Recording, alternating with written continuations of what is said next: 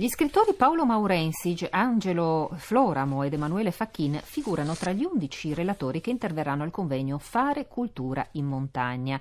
Obiettivo della manifestazione, organizzato dalla Audax Editrice a Moggio al Centro Polifunzionale Treu dalle 17, è dimostrare che si può far fronte allo spopolamento delle zone montane con attività culturali di rilievo. L'evento è stato organizzato per ricordare 10 anni di attività della casa editrice, fondata dal filosofo ed autore friulano Emanuele Franz, a cui abbiamo chiesto con quale obiettivo appunto è nata l'iniziativa editoriale. La Audax Editrice, che ormai ha 10 anni, è stata fondata per mantenere innanzitutto delle tradizioni legate al passato. Infatti è nata come rilegatoria e poi estesa a editoria.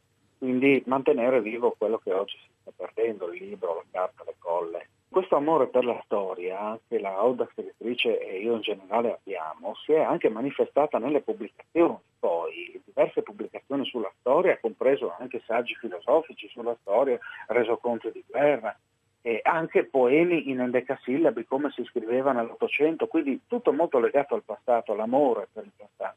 Essendo il nome Audax Editrice, quindi audace, cerchiamo di scegliere delle opere che si distinguano, dalla massificazione, dalla cultura dominante, dalla forma mentis tipica, ecco, che fuoriescano. Abbiamo curato un'intervista fatta a un reduce della Russia che ha voluto parlare soltanto a un ragazzino di 12 anni e non aveva mai parlato a nessun altro, ma anche un saggio scritto da me sulla storia come organismo vivente che ha raggiunto un apprezzamento dalla regina Elisabetta d'Inghilterra fino a un premio Nobel per la fisica. Sono state tante le persone che hanno espresso delle lodi nei confronti del lavoro che voi fate.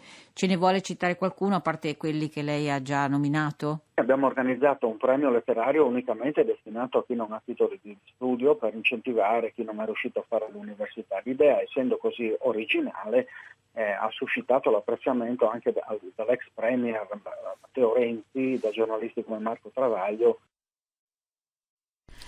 La commemorazione